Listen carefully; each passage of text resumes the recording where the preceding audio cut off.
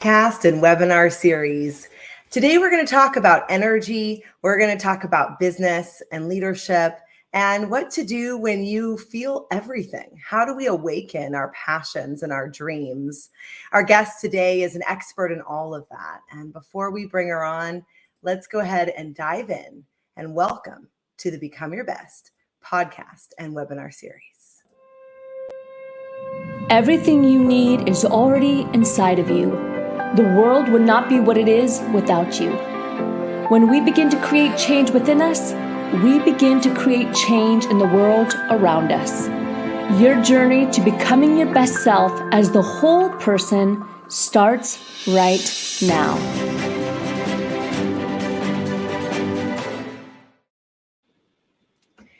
Welcome back. Today, I want to introduce you to Sydney Campos, who is streaming live with us all the way from Hawaii. It sounds just amazing. I already want to go back, Sydney. My family and we were just there in Maui, although I know you're on the Big Island not very long ago. It is a magical energy, and I can see why energetically you would have been attracted to it. Let me tell you that she is a visionary, an energy healer, a business strategy expert, and the best-selling author of the Empath Experience, What to Do When You Feel Everything. Now, I think normally we might think that business and energy and all of that doesn't go together. It's not in the same space, but as we know, as leaders, as entrepreneurs, that the two are so quickly aligned. When my energy feels amazing, I sell more. When my energy is great, I'm able to coach in a different way. I'm able to contribute. My energy on a stage is different. And I'm sure that we're going to talk about all of that today with Sydney. She's devoted to really creating heaven on earth in all moments of life, whether leading marketing strategies for conscious companies, hosting transformational retreats, building aligned businesses in one where we feel like we can take forward motion in a really conscious way.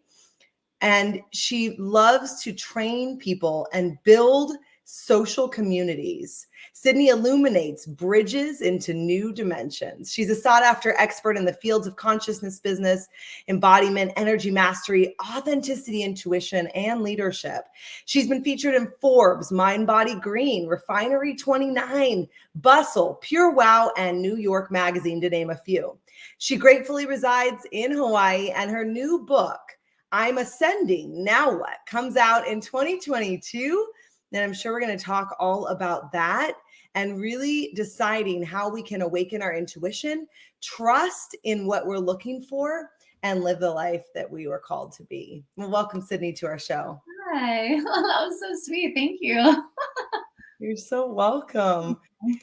So when people are listening today, we have leaders and companies, we have entrepreneurs, we have retirees or caretakers, all of the like listening today, here to gain golden nuggets, to raise themselves, to grow and gain more consciousness and emotional intelligence. What's something that you're really passionate about right now?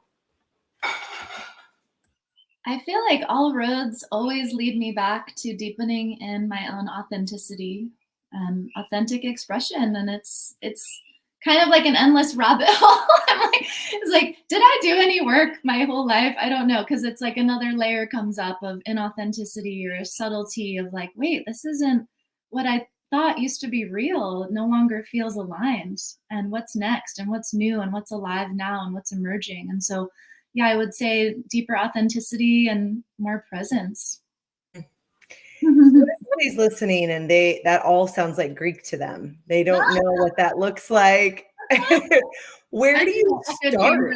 I'm in my energy. I love the way that you did my intro, by the way. Thank you so much. And, I am here to bridge different dimensions, and I'm really passionate about articulating concepts in a way that everybody can feel and understand in their own language and their own way. And I want to actually challenge myself in this space with you to just be really concise and clear and drop any of my spiritual jargon that might be like a block to someone who's like, wait a minute, what is all this woo-woo stuff? Because you're right. It's like we're talking about energy. We're talking about energetics. We're talking about presence, and you can feel it. We can all feel it. We all have these animal bodies, right? Like 90% of our communication is nonverbal. And so that's something I'm really passionate about in myself and helping others, is like to attune more with our own presence, with that power that's really unspeakable, that we don't really often articulate, but we feel it always in all of our interactions. We can feel it on a screen, we can feel it on a video, in person with someone else. We can feel what they're saying despite what they're actually saying. And so this is just something I am so passionate about, kind of unraveling and empowering others to see and feel more clearly who they're being, how they're showing up, and to be able to better navigate and discern the world around them so they can make good choices. Let's talk about that. We love to talk about emotional intelligence. So as you're talking, I'm relating it to our own self-awareness, increasing our awareness of how am I really feeling? What is it that I want? And then we talk about self-management. So if I feel something or I know something, let's even take it to a corporate setting. Let's say I'm in a boardroom and I intuitively feel like I have a great idea, but I stop myself because I feel like an imposter. That relates to what you're saying. Oh, yeah, that is a core one for me. Just nailed it. I have like the biggest imposter fraud. It's called the visionary shadow. I mean, that's how I've kind of come to relate to it. Those of us that really relate to this archetype of the visionary, the pioneer, the one that sees the future that's not here yet. We're here to create it. We're here to create the world that we wish existed. And it can feel very lonely sometimes, and it can bring up shadows of people pleasing and any abandonment trauma that we might have. It's like, oh, do people understand? Do people like this? I don't know. Am I right? And really, it challenges us, this shadow, if we have it, to develop this core stability and this, self-confidence, this support for ourselves. And I mean, I would just say it frankly, to like really let go of caring what other people think and being so turned on about our ideas, our creativity, our expression, that we're going to say the thing in the meeting, and we see the imposter syndrome like come up as a protector, as a protective strategy that kept us safe. Maybe when we were little, maybe for, part of our life growing up, but we don't need it anymore at a certain point. And so eventually our spirit, our creativity gets bigger, and we can still see that little voice like, you shouldn't do that. You're not enough. You don't know what you're doing. People think you're crazy. No one else is doing this, but we see that. But then the voice of creativity, of our truth, of our authentic expression is louder, is more strong, is the thing that we really lead with instead. Absolutely. I hear a lot of trusting what it is that we want to talk about. When we'll do a confidence assessment, and one of the competencies in confidence is trusting my intuition, is taking a risk. Now, some people may say bungee jumping or skydiving. I don't think that's my form of risk taking. Sometimes it literally is saying something that's difficult to a team member. I had an experience yesterday. It was really beautiful, where I realized sometimes I don't like to address situations if they make me feel uncomfortable. And it's probably not a new thought or like, oh, wow. But I could feel like, oh, there's situations that maybe with my husband or with our team members, I might avoid because it makes me feel uncomfortable, or I'm afraid they're not going to like my response or like what I have to say. But pushing through that and then expressing it, it's exhilarating on the other side, where we feel authentic and not like disconnected from ourselves. Feels liberating. It feels like a surge in energy when that happens, because you're in doing that and taking aligned action that's really coherent, or just, it's true to you. Every time that we step deeper into our truth, into our authenticity, we're feeling more of our power. We're feeling more of our life force. We're literally releasing blocks in our body, in our system, that have repressed our power, that have repressed our magnetism, our creative ability. And, you remind me of how all of life is about intimate relationships. All of life is about how we're relating, right, to anything. We're making the whole thing up. And it's, especially in business, that's why I love merging energetics with business, because it's like, especially when you have business partners, it's like, this is a commercial marriage. Like all the things that come up in our most intimate partnerships are going to come up in a business. Business is like a baby. When you have a team and co-founders, it's like a family, and all of the same shadow patterns, the traumas are going to come up in the business relationship around the vision, around birthing a child into form, And so I just love using that metaphor, and it's really helped me a lot, actually, to mature in the way that I lead, and the way that I show up, and the way I'm willing to have really challenging, difficult, let's call them brave conversations where we get to set aside our personality and the wounded part that's afraid of being judged or wrong or excommunicated from the tribe or whatever it is. We have so much more in common than we ever think, right? It's like we have most people, it's like we all have very similar things that we're afraid of. It's amazing. And when we finally name them, it's like, oh yeah, me too. Totally. Absolutely. I think we're more alike than we think as human beings. That we have more in common about our fears and about our hopes, our dreams, things that we want, whether we work for a company, whether we're an entrepreneur, whatever our role is. At the end of the day, we want to feel aligned in a sense of peace. I will talk with people that own their own business, and most of the time I'll ask, what's your goal? And it's usually, some monetary goal, some business goal. When we really get into it, at the end of the day, we just want a feeling of peace. Yep.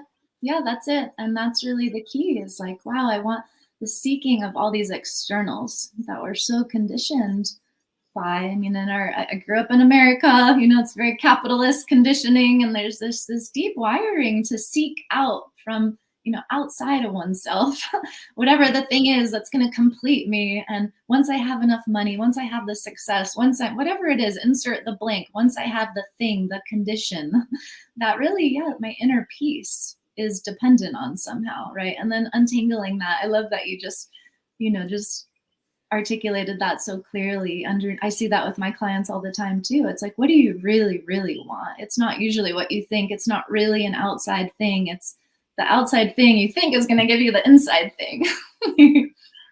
Absolutely. Absolutely. So let's give the audience a few tangible tools. If they're listening and they're saying, yes, I would love to take more risks or trust my intuition or do a video to help with my personal brand or any of those things that make us maybe nervous, or we don't feel authentic, or I want to speak up in that meeting.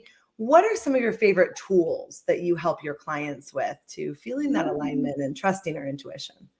Oh, there's so many. Yeah, let me tune in about what would be most supportive.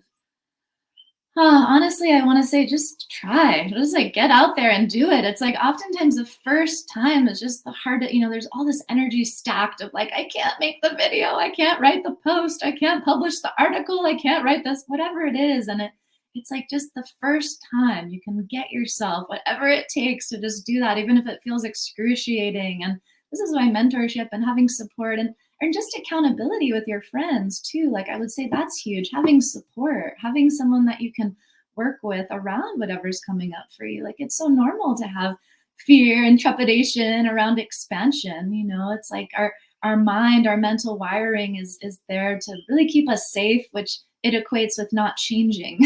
So it's like we have this inherited system within us that's like very contrary to how we're actually meant to be in the world, which is expanding and evolving and changing and to become comfortable with change and growth, And so I don't know where I'd be if I didn't have an epic support team that I can check in with as edges continue to come up. Because I'll tell you, I still have trepidation sometimes when I'm doing something new that's like a bigger stakes. Or maybe it's not even new, but it just feels like a bigger stakes game, and there's a new layer of expansion, and there can still be resistance. And I check in with therapists, I have a coach, I have body workers, I have a lot of support. And I really feel like for all visionaries and people that are here to pioneer new systems and structures in their organization and their family and their lives and the world, it's like call in the support team and do whatever it takes to just try the first time, the thing that you really want to do. I would also say, get clear on what your actual desire is.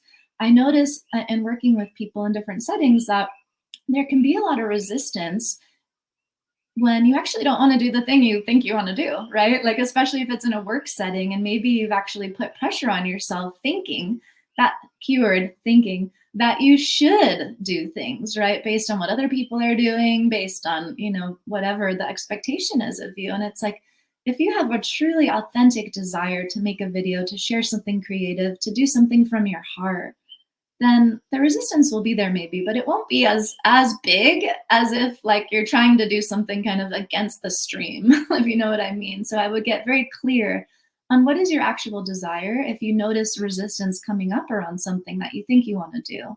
And sometimes that can be so liberating, like, oh, I actually don't want to do this at all, and give yourself permission to let it go. And then with that space that you've created after letting the thing go, the should, see what else emerges, see that something new maybe arises.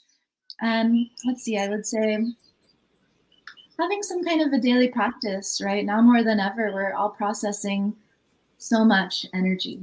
It's just part of the game of being human on earth at this time. And I would say that if, you can even take a few minutes a day, but something consistent, something with regularity, with consistency, to really tune into yourself, whatever that is. And meditation doesn't have to be sitting like, yogic pose, close your eye. Like, meditation is really anything that you're doing with mindfulness, with awareness. It can be anything, doing the dishes, cleaning, walking, like anything that you love to do. And on that note too, like, how are you allowing more space in your day to focus on something that you really love? And this is where we connect with our authenticity. And this is nothing new. This is like these are not things I've made up. These are things that I've heard my whole life too, but only in the last few years of my own embodiment journey have I actually taken to heart and practiced and truly come into understanding of like why these things are really beneficial and why everybody's actually saying the same thing. Right. And how can it help me? Yeah. When you were talking, we call it your personal board, building your personal council around you. And I love that. Yeah, totally. Mm-hmm. Finding that mentor, that coach, the cheerleader, sometimes I think as human beings, we're hard on ourselves that, we just can't work out because we're lazy, or we just can't stick to that new routine, whether it be yoga or meditation, or whatever it looks like. Right. And I think that it's the tribe that's actually lacking, not our lack of motivation or laziness or procrastination. We are human beings. Some of us are wired really disciplinedly in a disciplined way, and some of us are not. And I think it's knowing this is my superpower. This is not. And, let me call Sydney and let's have an accountability partnership, or let me get a coach. Let me, in the health pillar, we talk about ourselves as whole people at Rise Up For You. And so there's money, and there's spirituality, and there's your health, and there's your relationships and your career, but that's not all of you. Right. And so my husband, he lost 80 pounds in the last, during COVID, basically, and has been able to keep it off. And people want to know all the time, what pill did you take? Did you have surgery? And you already know where I'm going. Yeah. Unfortunately for them, there is no quick fix. It did take, almost a year. Yes, he had an accountability coach who just helped him track his food and find food choices. There was no crazy super smoothie, actually, even. It was like whole good food and accountability. So his coach could then say, eat more protein, or you need more calories, or let's put in a second workout. It was moving his body and eating without deprivation for sustainability. And today he feels like a new human being. Wow. And that speaks to exactly what you're saying. It's building that tribe around you and realizing, okay, it's not for lack of willpower that I'm eating all the chips or all the cookies in the health pillar, for example. But what can I do? How can I build a tribe of people around me and not stay so isolated and feel what I'm looking for? You're so right on. It hits home so deeply, and it reminds me of like you are the combination of the 5 people that you spend the most time with. I really believe that. Like, think about the influence of the people that you're constantly around, that they have on you, that you have on each other. And something that's coming up for me on my path is like I'm moving to the other side of the island. It's not like a huge move, but it feels like it, honestly, because there's such different, moving from the jungle to kind of the dry side, and it's just a very different dynamic. But it's because of tribe, it's because of community, it's because of like I want to be surrounded by a more grounded feeling energy, and the environment as well. That can be part of feeling supported by the space that you're in, right? And like this can change as we grow and evolve. It can sometimes come about suddenly even, like, wait a minute, this isn't working anymore. Like where I live is not nourishing my creative expression and my feeling of expansiveness and just like how I want to be showing up. And I want to feel challenged. This is really key, actually. I would encourage, this inquiry of like, do I feel challenged? Do I feel expanded? Do I feel inspired by the people that I'm spending time with? Are they amplifying the qualities and the values that I really want to be embodying? And again, comes back to that connection that you cultivate within yourself. Like, what do you value? What do you stand for? And this again applies to companies, right? Companies want to have a mission statement, a value statement, but it's like the company is very much similar to ourselves, to an individual. Like, what do you value and what do you believe in? What do you stand for? And how is your environment and your connections supporting that or not? And then what needs to shift to be in greater alignment? I love that. Sydney, how can we find out more about you and your books and all the things? Oh, you can just check out my website. Everything's there. Just my name, sydneycampos.com. And I have Instagram, same thing, my name. And then, everything's there.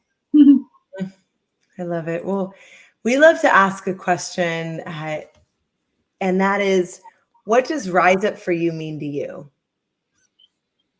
Oh, I hear immediately being your best friend, being your own best friend. That's just what I heard right away. Like, and that feels really tender and just sweet. And it's almost in this childlike way. Like, I'm a big advocate for also inviting play. I would say that's another big part of my whole approach and how I would encourage people to tune in with themselves. Like, how do you like to play? How do you like to create in that play and that natural state of just innocence and joy? And this is where our best ideas come from. This is where our greatest innovation, our genius comes from. It's like the thing we were doing all day when we were 3. It's like the thing we're probably meant to do in this life.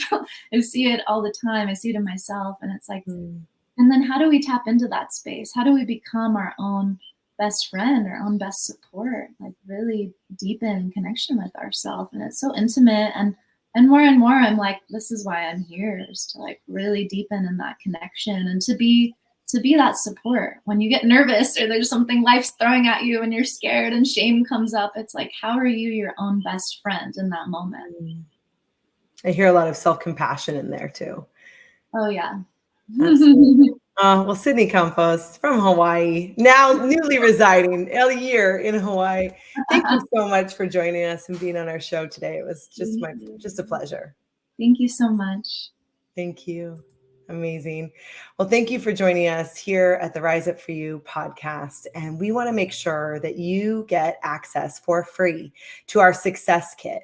It is an absolute amazing compilation on confidence, public speaking, emotional intelligence, leadership, and more. It's a free download, and Netta, our CEO, and myself would love to give it to you.